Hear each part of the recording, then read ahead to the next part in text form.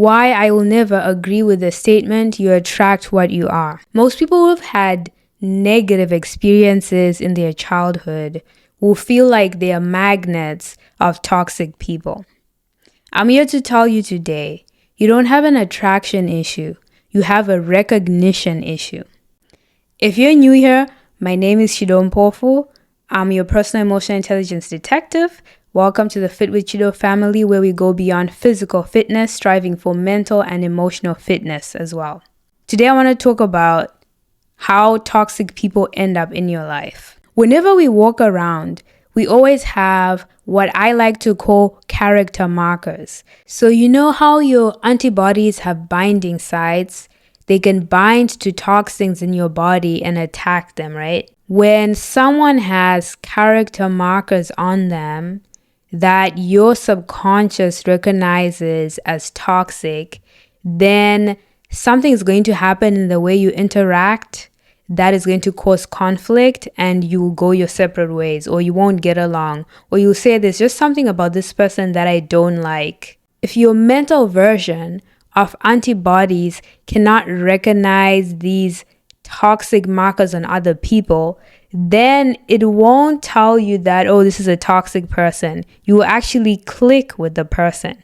You also have character markers on you. And when you're walking around, even though someone has just met you, they might not know all about you, but there are things about you that they can pick up, that the brain can pick up. So consciously, you might not be picking it up, but subconsciously, you are aware of certain characteristics that someone has in them. So if you grew up and you had childhood trauma, there was abuse, or you had a prolonged toxic relationship in adulthood, your worldview is shifted to recognize certain character markers in people.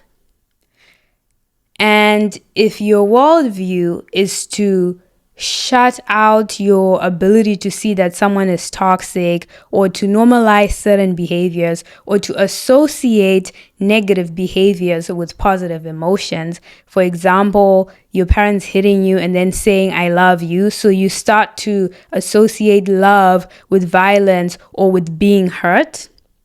When you meet someone who is giving off those character markers under the surface, you will think they're a match. You will instantly click with that person.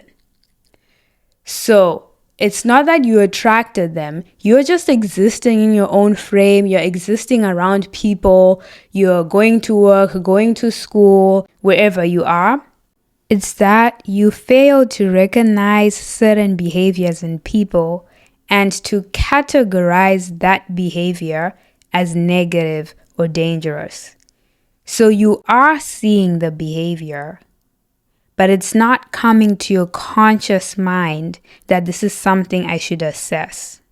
Your brain has already concluded that this is normal behavior. And those people with the negative markers are picking out people who they feel will tolerate them. And this is why it's important to understand that seeing something is not recognizing something. Two people will meet the same person with whatever character marker, whatever toxic trait. Only one person will recognize that behavior as dangerous and get out of that person's way. So the first thing you want to do is be honest about your own experiences. It's not just childhood, it's also long-term adult relationships that can condition you to accept certain things. You need to be honest about your experiences and ask yourself, what about those experiences was so painful? And then what about it was bearable? Because the things that you consider bearable are usually what show up in the beginning, but you tolerate it. It's like that frog in warm water analogy. The frog is in warm water. It doesn't realize that the water is getting hotter and hotter, or warmer and warmer. And eventually it gets cooked, right? So it's similar. You want to get to a point where if the water feels warm, you immediately come out of it, or you're suspicious of it. Like, you need to lower your baseline tolerance for toxic behavior. And for you to do that, you're going to need to understand your own patterns. You're going to need to be honest about the people who were around you when you were growing up. Were they showing signs of envy, like pathological envy? Were they questioning your confidence? Were they trying to tear you down? Were they making you feel uncomfortable when you have good things happen to you? Or were they loving? Were they compassionate? Did they see you? Did they hear you? Did they understand you? Did they show that they really wanted to know what was going on in your life? You need to be honest about that. And you also need to look at your adult relationships and understand what's going on. What are your frustrations in those relationships? What things are you tolerating that you don't really like, but you can see that in the future it's going to take a toll on you, or it could indicate something worse? Here's something to keep in mind. You might want to see it as a benefit. When you have negative experiences and you allow yourself and give yourself the gift of analyzing them and seeing them as they are, not as you want them to or as you were conditioned to see them. Once you realize, okay, that's a pathological behavior, that's toxic, this is not love, this is not peaceful, this is not safety.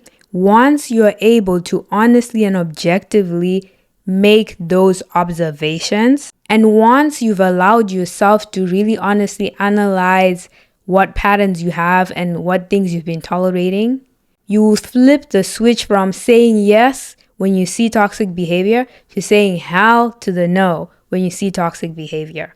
Because you already know the progression of how people will behave when they have those toxic behaviors. There's some toxic personalities that literally have a textbook and they follow a certain script.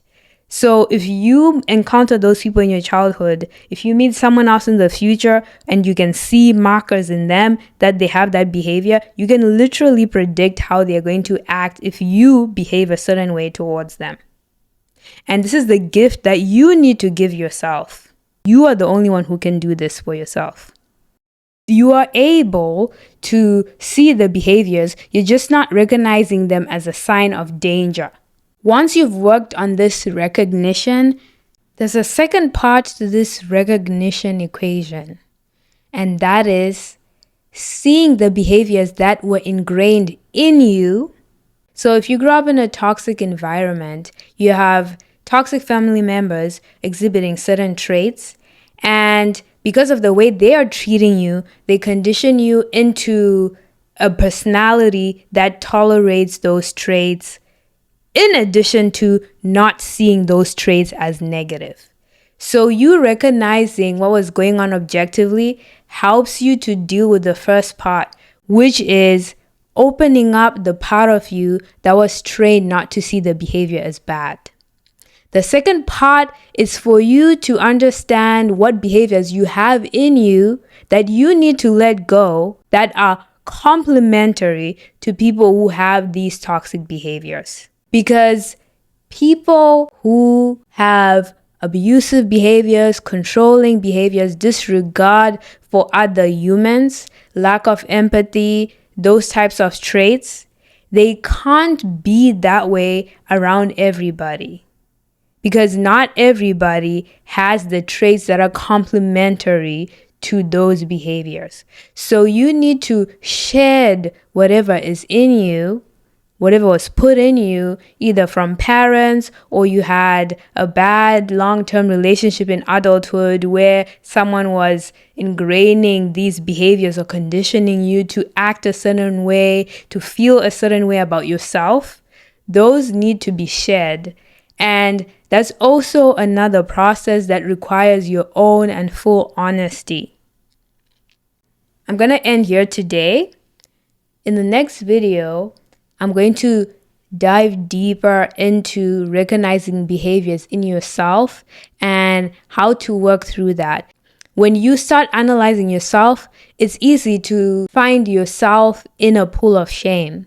And that can cause you to shut down or run away from dealing with it, which lends you to the same place that you were in the beginning. So we'll talk about that. I hope that as you reflect, you're able to look at your experiences and see this as a learning moment, as a time where you decide, I'm going to stop this pattern. I am not going to continue this into my future. I want to make my life as peaceful and safe as possible. Our motto is peace and safety in this community. And so it's really important for you to do the work. Going back and looking at your experiences can be painful, but it's worth it. It's completely worth it. You are worth it. You deserve peace and safety and love and to be seen. If you haven't already, be sure to hit the subscribe button and the bell so that you get notifications. My name is Chido Mpofu. I'm your personal emotional intelligence detective, always keeping it real. I'll see you next time.